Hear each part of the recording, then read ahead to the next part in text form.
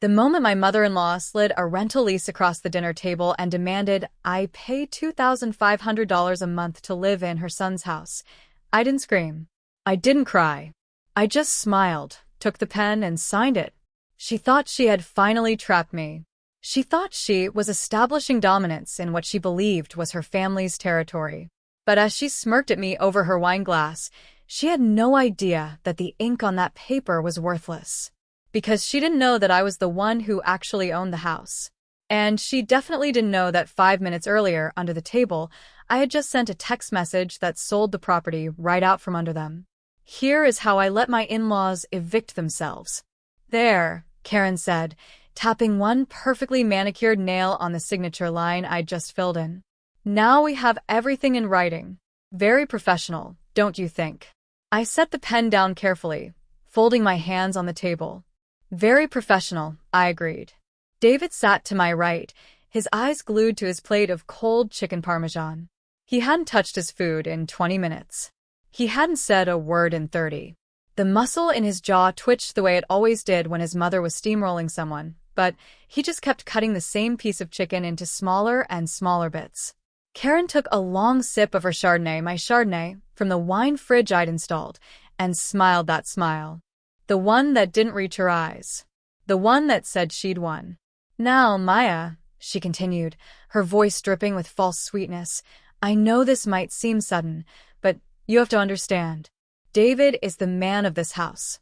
His name should be on the mortgage. His family should benefit from the equity. It's only fair that you contribute your share if you want to continue living here. I nodded slowly. Of course. That makes perfect sense. Her eyebrows raised just slightly. She'd expected resistance. She'd probably spent all day rehearsing her counterarguments. And the $2,500 a month, I said, keeping my voice calm and curious, that goes toward the mortgage payment? Exactly. Karen beamed, relieved that I was being so reasonable. You see, when David bought this house. When David bought this house, I repeated carefully. Yes, 3 years ago, before you two were married. It was such a smart investment. Though, of course, he's had help with the payments. Family helps family. She shot a pointed look at her son, who was now reorganizing his green beans into a small pile. I leaned back in my chair. And where does the $2,500 go, specifically? Karen waved her hand dismissively. Well, the mortgage, the utilities, the HOA fees, property taxes. Running a home is expensive, Maya. Surely you understand that. I do, I said. I'm just curious about the breakdown. The breakdown? Karen's smile tightened. Yes. How much is the mortgage payment? What are the HOA fees? Just so I know where my money is going. David's fork clattered against his plate. Maya, come on. Does it really matter? I turned to look at my husband. Really look at him. He couldn't even meet my eyes. Does it matter where $2,500 of my money goes every month? I asked quietly. Yes, David. I think it does. You're being difficult, he muttered. Karen jumped in before I could respond. Honey, this is exactly why we need this agreement in writing. Women can be so emotional about finances. That's why men traditionally handle these matters. She patted the lease like it was a pet. This way, everything is clear. No confusion. No arguments. Right, I said. No confusion. Jessica chose that moment to breeze into the dining room, yoga mat tucked under one arm, green smoothie in hand. David's younger sister had been living in my guest room for 6 months, rent-free, while she found herself after quitting her 3rd job this year. What did I miss? She asked, plopping into the chair across from me. Maya just agreed to the new rent arrangement, Karen announced proudly. Which means we can finally move forward with converting that sad little office of yours into a proper bedroom for Jessica. My stomach tightened. My office. The room where I'd spent countless hours designing homes for clients, building my business, creating the income that had bought this house in the first place. My office, I said slowly. Well, it's not like you need that much space, Jessica said, scrolling through her phone. You're on your laptop most of the time anyway. You could work from the kitchen table. Or the bedroom, Karen added. That's what women used to do. Make things work. Adapt.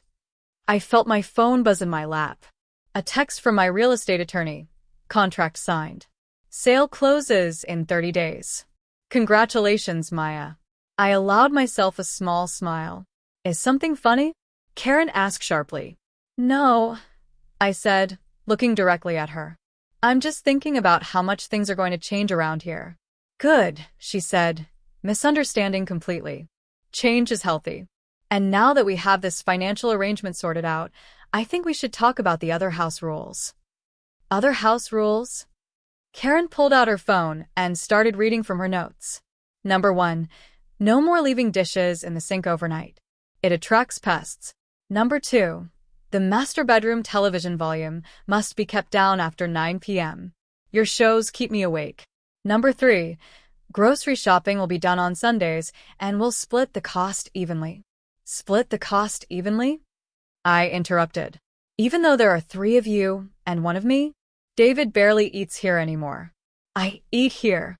David protested weakly. You eat lunch with your mom at the country club 4 times a week, I said flatly. Those are business meetings, Karen interjected. David is networking. Building his future. Our future. I almost laughed. David worked in middle management at a paper supply company. The only thing he was networking toward was his mother's approval.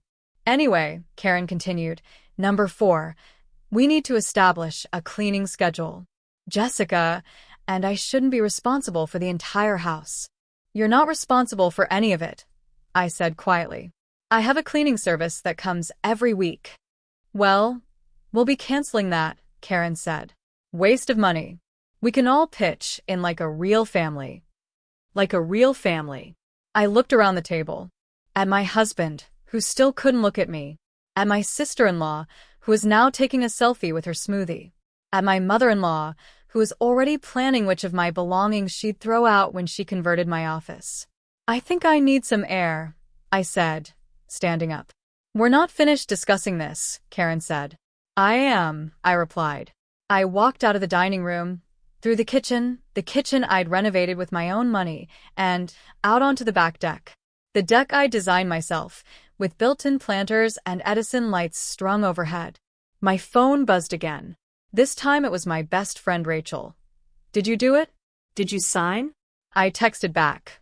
Sign the fake lease. Sign the real sale contract. They have 30 days. 3 dots appeared, then. You are savage. I love it. I looked back through the sliding glass door. Karen was holding court, gesturing dramatically while Jessica nodded along.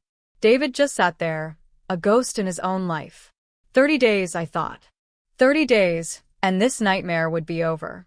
I just had to survive until then without giving away the game.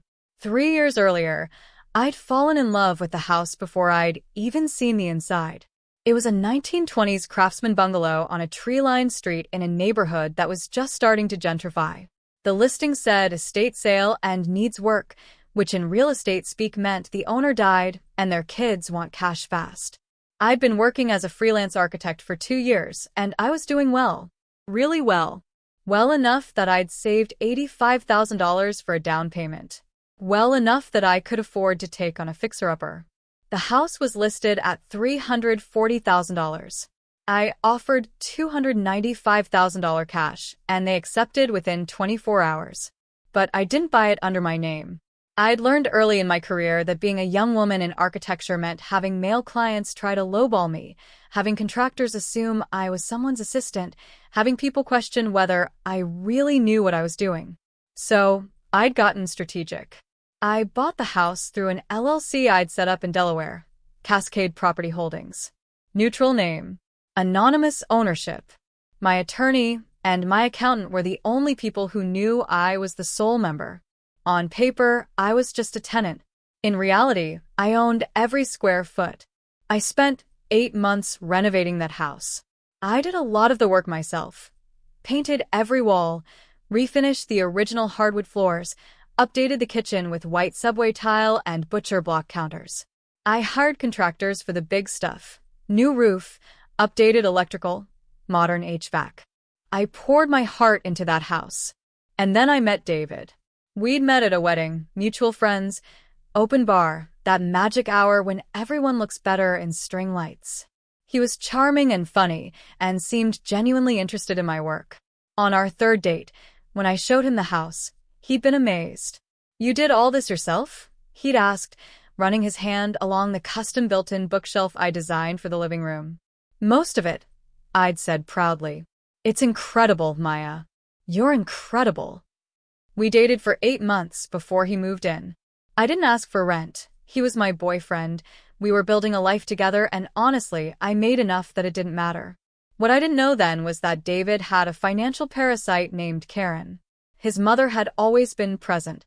Weekly dinners, daily phone calls, constant opinions about what David should wear, eat, think, do.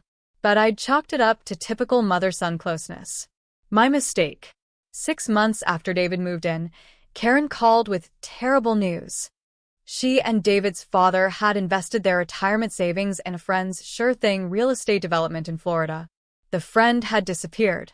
The development was a scam. They'd lost everything. "We might lose the house," she'd sobbed over speakerphone while David paced the kitchen. "We have nowhere to go." David had looked at me with those puppy dog eyes. "Just for a few months. Just until they get back on their feet." I should have said no. God, I should have said no. But I'd grown up poor. I knew what it felt like to worry about losing your home. And I'd wanted David's family to like me. So I'd said yes. Karen and Bill moved into the guest room that weekend. They brought 17 suitcases, a Peloton bike, and an attitude that made it clear they considered this a lateral move at best. "It's very cozy," Karen had said, looking around the living room I'd spent months perfecting. "Lots of potential. We'll help you fix it up properly." The first week, Karen rearranged my kitchen. "More efficient this way," she'd said, moving my everyday dishes to the top shelf where I couldn't reach them without a step stool. The second week, she donated half my book collection to Goodwill. "Clutter," she'd explained. "We need to make space feel bigger." The third week, she replaced my cream-colored living room curtains with heavy burgundy drapes. "More sophisticated," she'd declared. Every time I protested, David would say the same thing. "She's just trying to help. She's stressed about the money situation. Just keep the peace for a little while longer, honey." A few months turned into 8 months, then a year, then 18 months. Karen and Bill never looked for jobs, never looked for their own place. Bill spent his days playing golf and complaining about his back. Karen spent her days redecorating my house and making lists of everything I was doing wrong. I was using the wrong laundry detergent. My towels weren't fluffy enough. I should meal prep on Sundays like a responsible adult. I should wear makeup to work even though I worked from home. I should smile more. Try harder. Be better. And David? David just kept saying, "They've been through a lot. Have some compassion." The worst part was how they'd started treating me like a guest in my own home. Karen would have family dinners and forget to tell me what time. I'd come downstairs to find them finishing dessert. "Oh, we thought you were busy working," she'd say with a shrug. Bill would sit in my favorite reading chair and act confused when I asked him to move. "I didn't know it was assigned seating," he'd joke. Karen started referring to the house as David's place. "We'll have to ask David if we can paint the bathroom." "David, should we have the carpets cleaned?" David's house has such good bones. David never corrected her. Not once. Things got worse after Jessica lost her job. Again. "She just needs a place to land for a bit," David had said. Family helps family. I'd started to hate that phrase. Jessica moved into my office. My beautiful office with the built-in desk and the big windows and the shelves I designed to hold all my architecture books and drafting supplies. "I'll just be here temporarily," Jessica had promised, dumping 3 garbage bags of clothes on my ergonomic office chair. "Until I figure out my next move." That was 6 months ago. Now my drafting table was in the corner of our bedroom. My reference books were in boxes in the garage. My plans and blueprints were scattered across the dining room table until Karen decided she needed it for her dinner parties. I'd been working from coffee shops and the public library. In my own house. The house I owned. The house none of them knew I owned. And you know what? I'd kept quiet. I'd kept my secret. Because part of me kept thinking things would get better. That David would finally stand up to his mother. That they'd leave on their own. But then came the dinner. The lease. The demand for rent. The moment Karen had pulled out that ridiculous document and told me I needed to pay to live in my son's house, something inside me had snapped. Not in a loud way. Not in an emotional way. In a cold, calculating, absolutely done with this nonsense way. So while Karen was printing out her fake lease, I'd been in my car texting my attorney, put the house on the market. I want it sold ASAP. Cash buyers only. While she was rehearsing her speech about family contributions, I was reviewing offers. And while she was sliding that worthless piece of paper across the dinner table, I was signing a real contract. One that would close in 30 days. I'd bought the house to build a future. Now I was selling it to buy my freedom. And the best part? They still had no idea what was coming. The next morning, I woke up to find Karen in my kitchen making herself an egg white omelet with the organic eggs I'd bought for myself. "Good morning," she sang out, far too cheerfully for 7 a.m. "I was thinking we should sit down this weekend and go over the budget. Now that you're officially a tenant, we need to make sure everyone's contributing fairly to household expenses." I poured myself coffee, the expensive French roast I kept hidden in the back of the pantry, and nodded. "Sure. That sounds reasonable." She blinked, clearly thrown off by my compliance. "Oh, good. I'm glad you're being mature about this." "Of course," I said smoothly. "I understand the importance of financial transparency." Karen studied me for a moment, trying to detect sarcasm. Finding none, she relaxed. "Wonderful. I'll put together a spreadsheet. David mentioned you're good with numbers, being an architect and all." "I do okay," I said modestly. What I didn't say, I'd already run the numbers. The house would sell for $675,000, more than double what I'd paid. After closing costs and paying off the small mortgage I'd kept for tax purposes, I'd walk away with approximately $542,000 in profit. Karen's precious son? He'd walk away with nothing but a notice to vacate. David stumbled into the kitchen in his wrinkled pajamas, hair sticking up on one side. "Is there coffee?" "Your wife made a fresh pot," Karen said, emphasizing the word wife, like it was a job title I was failing at. David poured himself a cup and leaned against the counter, avoiding eye contact with me. We hadn't spoken since last night's dinner. He'd come to bed after I was already pretending to sleep, and he'd left our bedroom this morning before I woke up. "So," Karen continued, "I was thinking Jessica could start moving into the office this weekend. Maya, you'll need to clear out your things by Friday." "This Friday?" I asked. "That's 4 days away." "Well, yes. We've already wasted enough time. Jessica needs her space, and frankly, that room is too large for just storing your work things when it could be a proper bedroom." I took a slow sip of coffee. Where exactly am I supposed to work?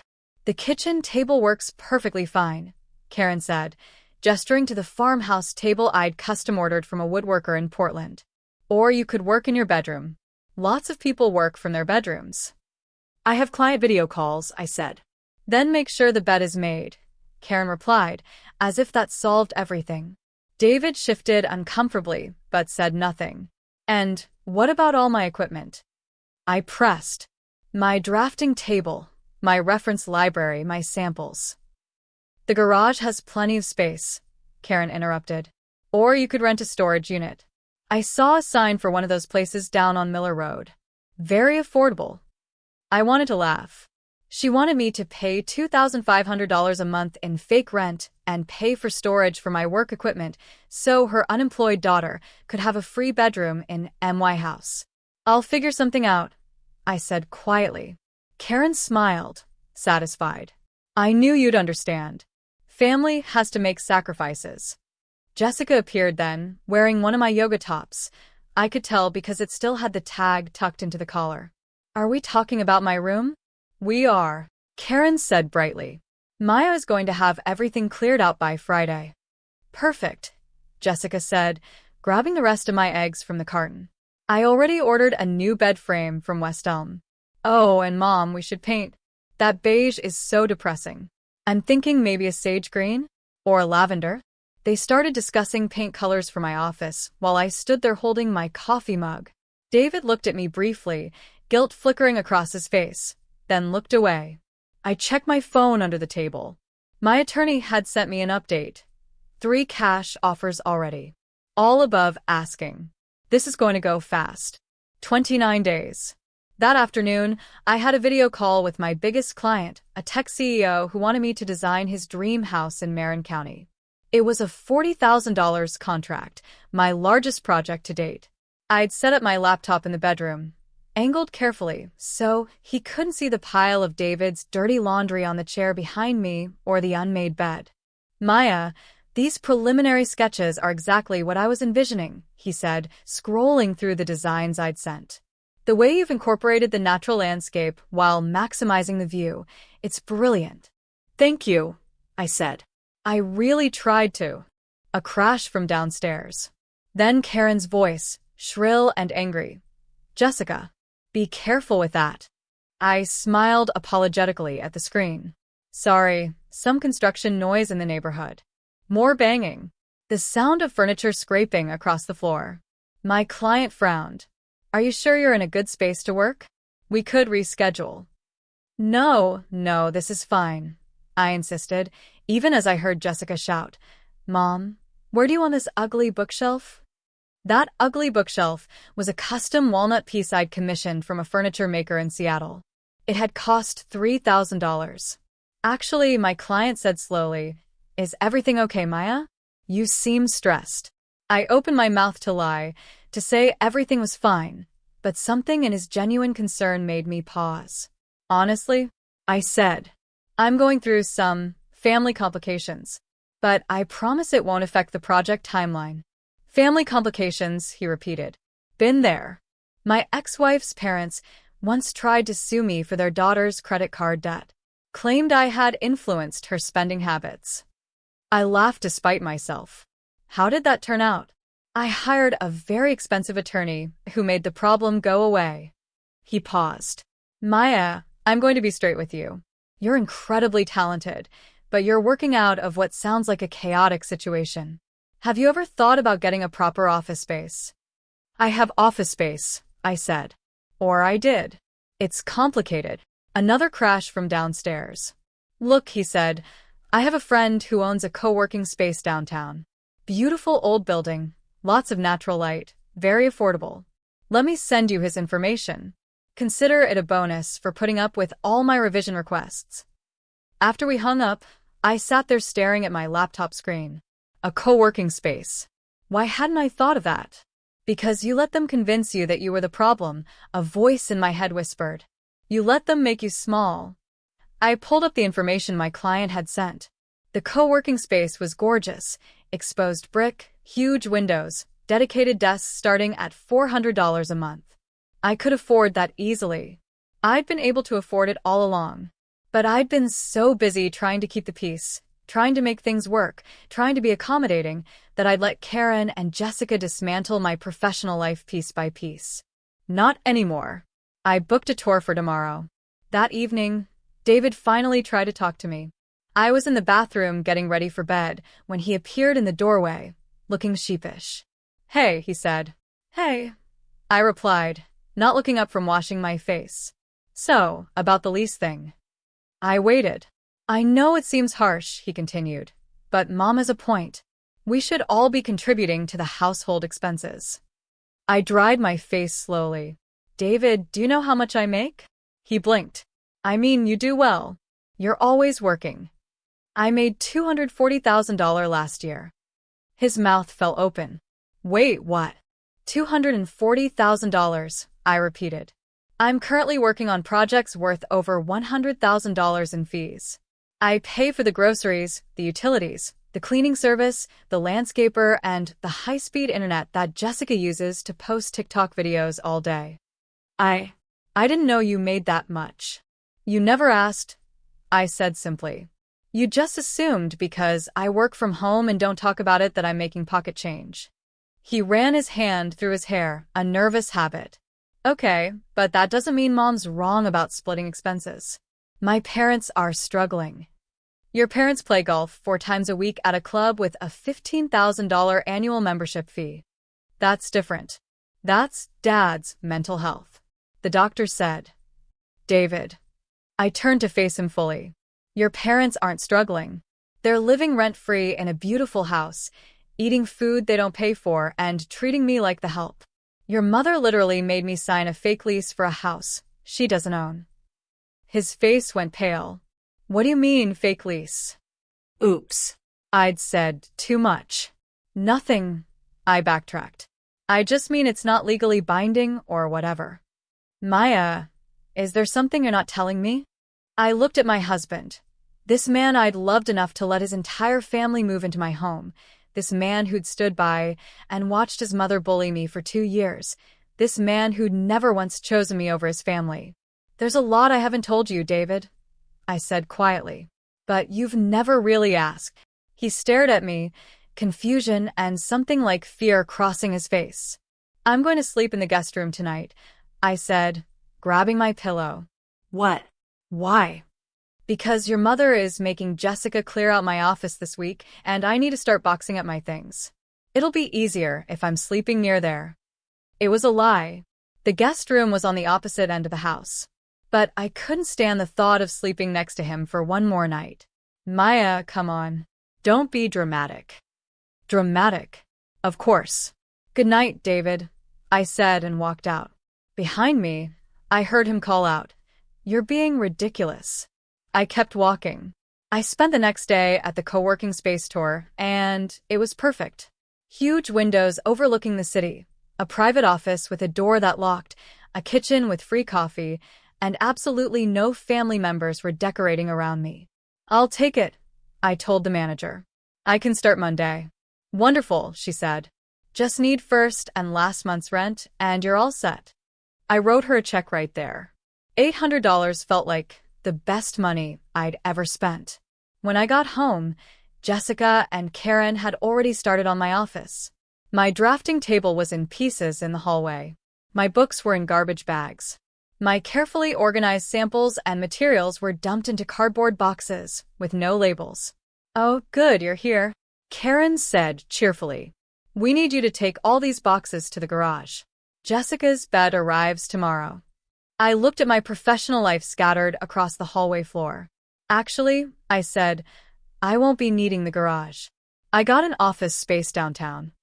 Karen's face fell. You what? An office space. A proper one. I start Monday. But that's so expensive. Maya, you can't just waste money like that when you have rent to pay here. I can afford it, I said calmly. This is exactly the kind of financial irresponsibility I was worried about, Karen huffed. David. My husband appeared from the living room, where he'd apparently been napping. What's wrong? Your wife just spent God knows how much on an office when she could work from home for free. David looked at me tiredly. Maya, is this really necessary? Yes, I said. It is. How much is it costing? $400 a month. $400. Karen shrieked. That's outrageous. David, talk to her. But something in David's expression had changed. He was looking at me like he was seeing me for the first time. She makes $240,000 a year, Mom, he said quietly. Karen stopped mid-rant. She what? I make good money, I said simply. I can afford an office. And my rent. And groceries. And everything else I pay for around here. The silence that followed was delicious. Well, Karen finally sputtered, if you make that much, then you should be contributing more to the household, not less. That's how families work. Is it? I asked. Because from where I'm standing, it looks like I'm the only one contributing anything. Jessica gasped. That's not fair. I do the dishes sometimes. You use the dishwasher I bought with my money, and the dish soap I bought with my money, I said. That's not contributing. That's just existing. How dare you? Karen started. I'm going to my new office to work, I interrupted. I have a call with a client. Please don't throw away any more of my things. I grabbed my laptop bag and walked out, leaving them standing in the hallway among the wreckage of my professional life. As I drove away, I checked my phone at a stoplight. My attorney had texted. Accepted offer. $695,000, all cash, 21-day close. Buyer waiving inspection. This is happening, Maya. 21 days. I just had to hold on for 21 more days. The atmosphere in the house changed after that. Karen stopped being fake nice and went straight to passive-aggressive warfare. She'd cook dinner for everyone except me, leaving a note that said, "Wasn't sure if you'd be home. You're so busy at your fancy office." Jessica started posting on Facebook about family members who think they're better than everyone else. David started sleeping on the couch, claiming it was because of his back, but I knew better. And through it all, I just smiled and counted down the days. 18 days left. 17. 16.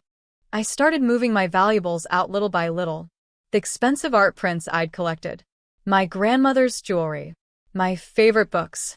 Everything went into a storage unit across town that I'd rented under my LLC. Karen noticed the bare walls. "Finally decided to update the decor?" she asked sweetly. "Good. It was getting dated."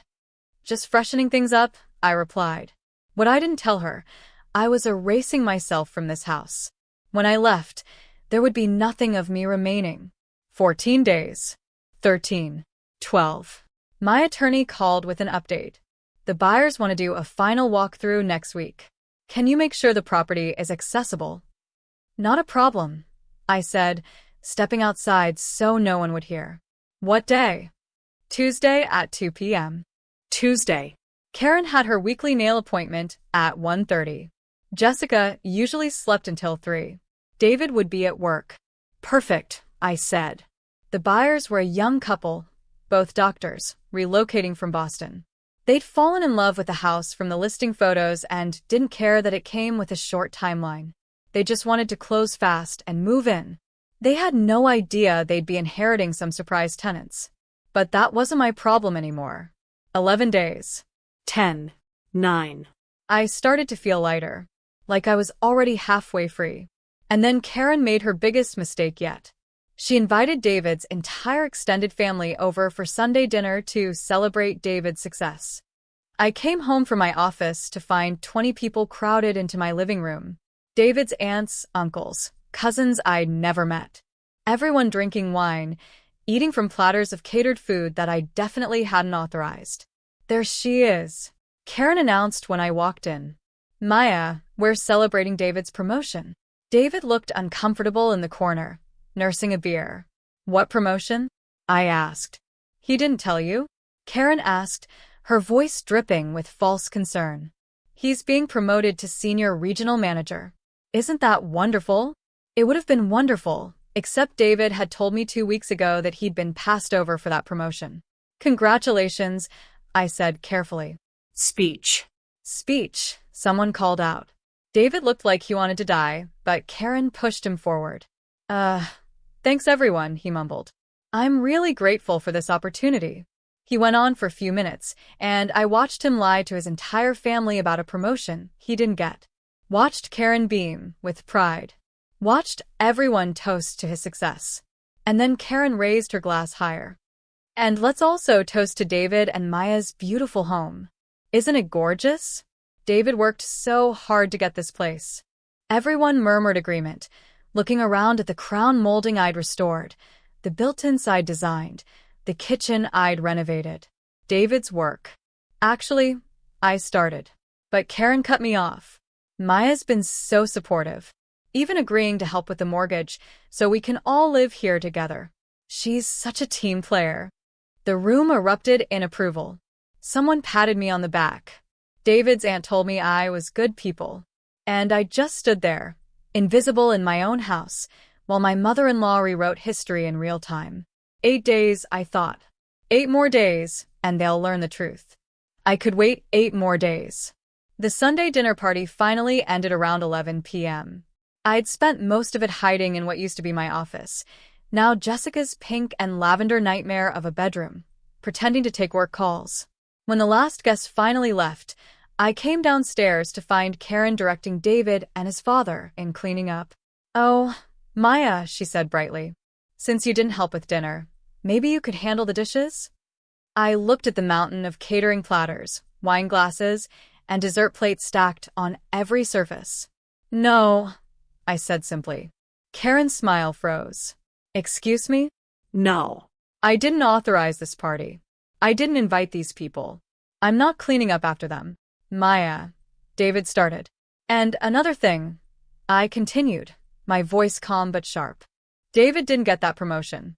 He told me 2 weeks ago he was passed over. So, whatever story you sold to your family tonight, it was a lie. The room went silent. Karen's face turned bright red. How dare you try to embarrass my son? I'm not the one who threw a party to celebrate something that didn't happen, I said. That was you. David looked like he wanted the floor to swallow him whole. Maya, can we talk about this privately? Why? So you can tell me to keep the peace? So you can explain how it's somehow my fault that your mother lied to everyone. She was trying to help. David protested. She wanted the family to be proud of me by lying. It's not a big deal. It's fraud, David. What happens when your family finds out the truth? When they realize you've been playing along with this fantasy? Bill cleared his throat from the corner. Maybe we should all just get some sleep. Emotions are running high. No, I said, turning to face him. Actually, I have a question for you, Bill. What happened to your retirement money? He blinked. I told you. The investment scam in Florida. Right. The friend who disappeared with your money. I pulled out my phone. So I got curious and did some digging. There's no record of any real estate fraud case in Florida matching your description. No police reports, no news articles, nothing. Karen's face went white. But you know what I did find? I continued. A bankruptcy filing from 3 years ago. For Karen and William Henderson. Dismissed because you surrendered your house to foreclosure. The silence was deafening. You weren't scammed, I said quietly. You just spent yourselves into bankruptcy and lost your house. That's none of your business, Karen hissed.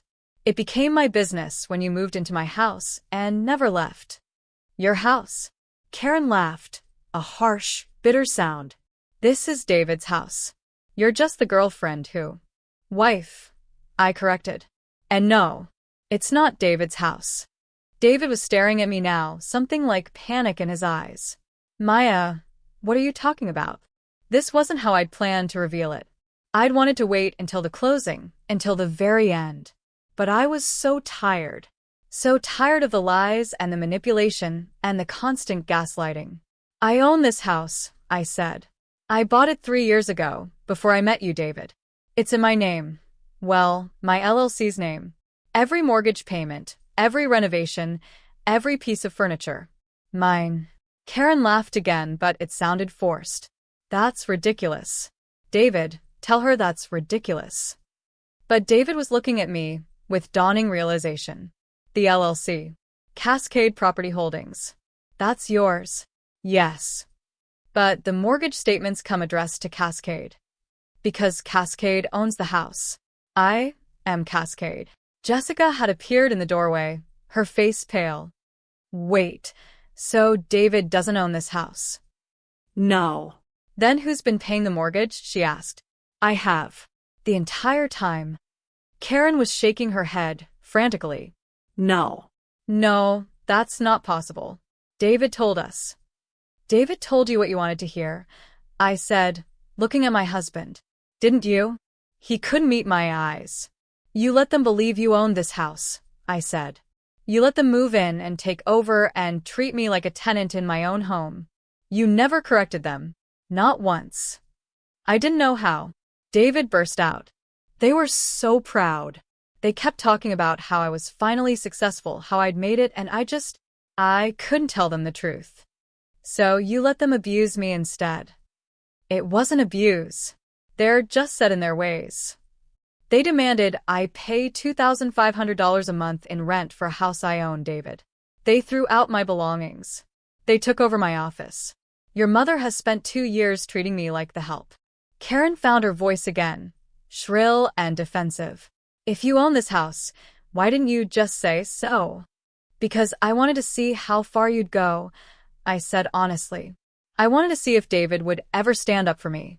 If any of you would ever see me as a person instead of a convenient doormat. This is insane, Jessica said. You're insane. Maybe, I agreed. Or maybe I'm just done. Done with what? Karen demanded. I looked at each of them in turn. Karen, red-faced and furious. Bill, shocked into silence.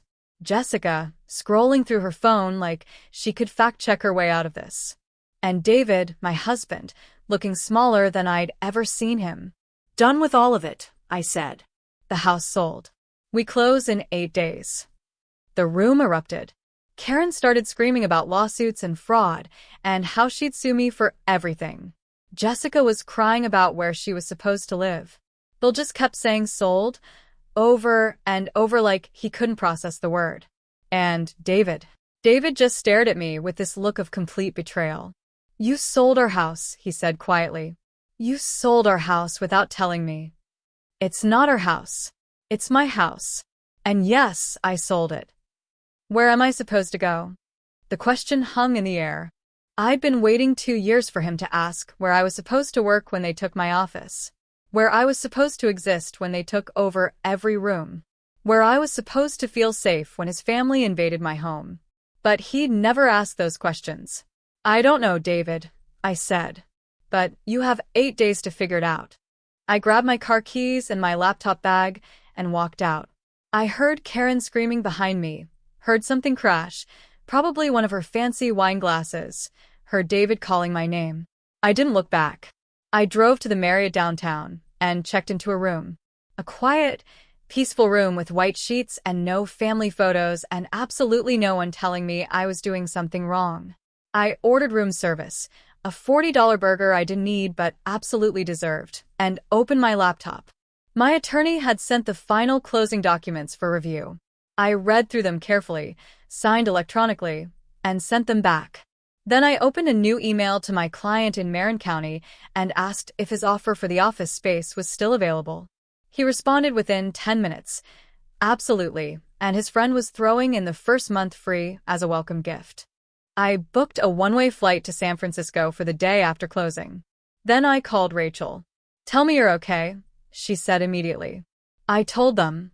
I said. What? I thought you were waiting until closing. I couldn't do it anymore. Karen threw this whole party and lied about David getting a promotion he didn't get, and they were all drinking my wine and eating catered food in my house celebrating fake success, and I just snapped. Oh my God. What did they say? Karen threatened to sue me. Jessica cried. David looked at me like I was the villain in this story. You are not the villain. I know. But I think he really believed his mother's version of reality. That he was the successful man providing a home for his ungrateful wife. Rachel was quiet for a moment. Are you going to be okay? Yeah, I said and meant it. I'm getting out. 8 more days and I'm free. What about David? I thought about my husband. About the man I'd fallen for at that wedding 3 years ago. The one who'd seemed so charmed by my independence and ambition. That man didn't exist anymore. Maybe he never had. I think this marriage was over the day his parents moved in, I said quietly. I just didn't want to admit it. I'm proud of you, Maya, for standing up for yourself, for getting out. Thanks, I said. I should have done it a long time ago. After we hung up, I took a long, hot shower. Then I ordered a bottle of wine from room service, a $75 bottle of Chardonnay I'd never let myself buy before, and sat by the window looking out at the city lights. My phone kept buzzing. David calling. David texting. Karen calling from David's phone when I blocked her number. I turned it off. For the first time in 2 years, I had silence. It was beautiful. I stayed at the Marriott for 3 days. I told David via email that I needed space and would be back before the closing to get my remaining belongings. He responded with a 20-paragraph essay about how hurt he was, how I'd blindsided him, how his mother was devastated, and how could I do this to us? Not once did he apologize. Not once did he acknowledge his part in any of it. I didn't respond. On Wednesday morning, I returned to the house to find a U-Haul truck in the driveway. My stomach dropped. Were they trying to steal my furniture? I walked in to find Bill loading boxes into the truck while Karen supervised. What's going on? I asked. Karen turned to me with a look of pure hatred. We're moving out. Since you've made it clear we're not welcome in your house. You never were welcome to move in permanently, I said. You said a few months. That was 2 years ago. We were trying to help David. By spending his money and mine? By taking over his life. Bill paused with a box in his hands. Look, Maya, I know we overstayed. I know Karen can be difficult. But did you have to sell the house? Couldn't we have worked something out? Like what? Me paying rent in my own house? Jessica getting my office? Your wife treating me like garbage every single day. He had no answer to that. Where are you going? I asked. An apartment in Riverside, he muttered. It's all we can afford. Riverside was 45 minutes away. A small apartment for a couple who'd been living rent-free in a 4-bedroom Craftsman. I'm sorry it came to this, I said, and meant it. Not sorry for selling, but sorry that it had ever gotten this bad. Save it, Karen spat. You've destroyed this family. I protected myself. I corrected. There's a difference. She stormed past me, muttering something that sounded like gold-digging witch, which was rich coming from a woman who hadn't paid rent in 2 years. Jessica appeared from upstairs, dragging a suitcase. Her eyes were red and puffy. I hope you're happy, she said. I'm not happy, Jessica. I'm just done being walked all over. I'm going to have to move back in with Mom and Dad. Into a 1-bedroom apartment. Because of you. No, I said firmly. Because you're 26 years old and haven't held a job for more than 3 months. Because you've been living rent-free for 6 months instead of building your life. This isn't my fault. You could have let me stay. In a house I'm not going to own anymore? The new owners don't want tenants. She burst into fresh tears and dragged her suitcase out to the truck. I watched them load up and leave, Karen refusing to even look at me as they drove away. The house felt enormous and quiet with just me in it. I walked through the rooms slowly. The living room with its exposed beams and the built-in bookshelf that Karen had always called too modern. The kitchen with its subway tile and butcher block counters. The office, Jessica's room, now stripped of my things and painted that awful lavender. This house had been my dream once. Now it just felt like a crime scene. David came home that evening to an empty, quiet house. I was sitting at the kitchen table with a glass of wine when he walked in. They left, he said. I know. Mom called me at work crying. Said you were cruel to her. I told her the truth. If that felt cruel, maybe she should examine her behavior. He slumped into a chair across from me. This is really happening. You really sold the house. Yes. Without even talking to me about it.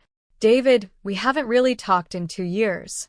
Every conversation we've had has been you defending your mother or telling me to keep the peace or making excuses for why things are the way they are. I was trying to hold a family together. What family? I asked. Your mother, who treats me like the help? Your sister who stole my clothes and my workspace?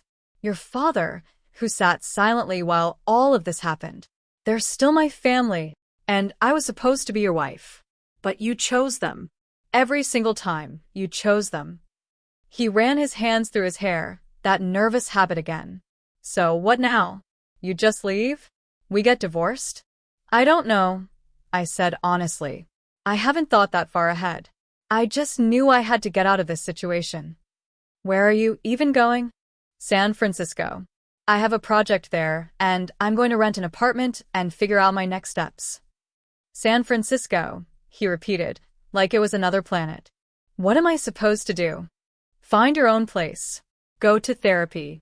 Figure out who you are without your mother telling you. He looked at me with something that might have been grief. I loved you, Maya. Loved, I noted. Past tense. I mean, I do love you. I don't know how we got here. I do, I said. We got here because you were never willing to put me first. Not once. Not even on our wedding day, when your mother wore white and spent the entire reception telling people I'd trapped you. He flinched. She didn't mean it like that. There it is again. You're defending her even now. What do you want me to say? I wanted you to say something 2 years ago. I stood up, my voice rising. I wanted you to tell your mother she couldn't move in permanently. I wanted you to tell your sister she needed to get a job. I wanted you to tell your parents to stop treating me like I was lucky to be in their presence. But you didn't. You never did. And now we're here. You should have told me you own the house, he said quietly. Why? So you could tell your mother? So she could find some other way to manipulate the situation. I deserve to know. You deserve to stand up for your wife. I shot back. You deserve to be a partner instead of a mommy's boy. But you weren't, David. You never were. The words hung between us like a death sentence. I'm going to my hotel, I said, grabbing my purse. The closing is in 5 days. I'll be back Monday to pack my things. You should start looking for apartments. Maya, wait. But I was already walking out the door. The next few days passed in a blur. I worked from my new office in San Francisco, the one my client had arranged. It was beautiful, with exposed brick and massive windows overlooking the bay. I could breathe there.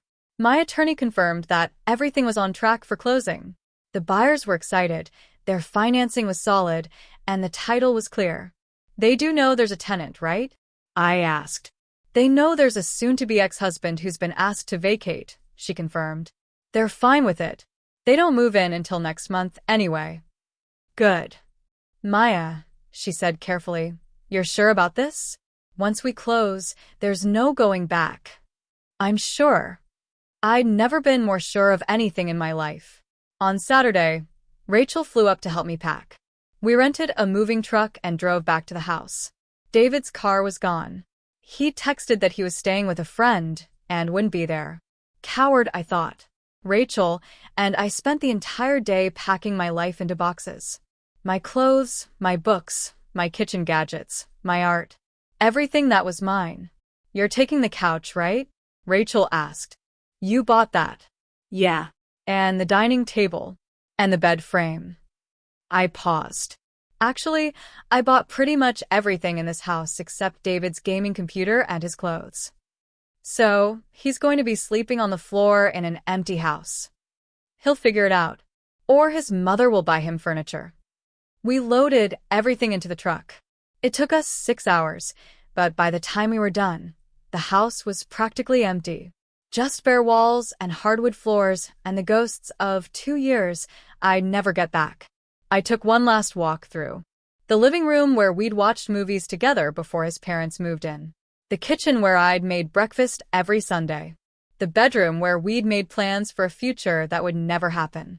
You okay? Rachel asked from the doorway. Yeah, I said. I'm okay. And I was.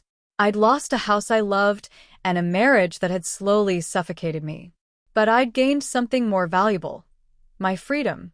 Monday morning, I arrived at the title company for closing at exactly 10 a.m. My attorney was already there, along with the buyers, Emma and Jason, the doctor couple from Boston. They were young, excited, holding hands as they signed paperwork. Miss Chun, Emma said warmly, we can't thank you enough for such a smooth transaction. The house is absolutely beautiful. Thank you, I said. I hope you'll be very happy there. We will be, Jason said. We're already planning a garden in the backyard. Emma's always wanted an herb garden. I'd wanted an herb garden too, once. Before Karen had filled the backyard with lawn furniture I didn't choose and David's father's golf practice net. We signed papers for an hour. Page after page, signature after signature. And then it was done. My attorney handed me a check for $542,847.32. More than $500,000. Congratulations, Maya, she said quietly. You're officially free. I looked at the check, then at Emma and Jason discussing paint colors. There's one thing you should know, I told them. My ex-husband might still have a key. He was supposed to return it, but I pulled out a business card for a locksmith. I'd recommend changing the locks today. Oh, Emma said, her smile faltering slightly. Will there be a problem? I don't think so. But better safe than sorry. Jason took the card. We appreciate the heads up. I shook their hands, thanked my attorney, and walked out of the title company a single woman with no house and more money than I'd ever had in my life. My phone buzzed. David, did you really close today? Without even telling me? I typed back, yes. You have 48 hours to remove any remaining belongings and return your key to the new owners. After that, they're changing the locks. David, I can't believe you're doing this. Me? I can't believe it took me this long. I blocked his number. Then I called the divorce attorney I'd consulted last week. Maya Chen calling, I said. I'd like to move forward with filing. Of course, she said. Can you come in tomorrow to go over the paperwork? Absolutely. One more signature, I thought. One more piece of paper, and this chapter of my life would finally be closed. That evening, I sat in my temporary apartment in San Francisco, a beautiful one-bedroom in North Beach with a view of the bay, and opened a bottle of champagne.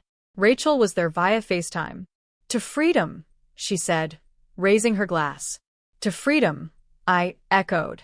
So what's next? I looked around my new space. Empty walls waiting for my art. A desk by the window where I could work in peace. A life that was entirely, completely mine. I'm going to build something better, I said. Something that's actually mine this time. You already did that once. Yeah, I agreed. But this time, I'm not letting anyone take it from me. My phone buzzed with an email. My Marin County client. Maya, I told some friends about your work. 3 of them want consultations. Are you taking new clients? I smiled. You're damn right I am, I murmured. I typed back. Absolutely. Let's schedule calls for next week. Then I opened my laptop and started sketching. Not a house for someone else. A house for me. My next dream home. One with strong boundaries and locks that only I had keys to. Behind me, San Francisco glittered in the twilight. And ahead of me? Ahead of me was everything I deserved. Everything I'd finally given myself permission to have.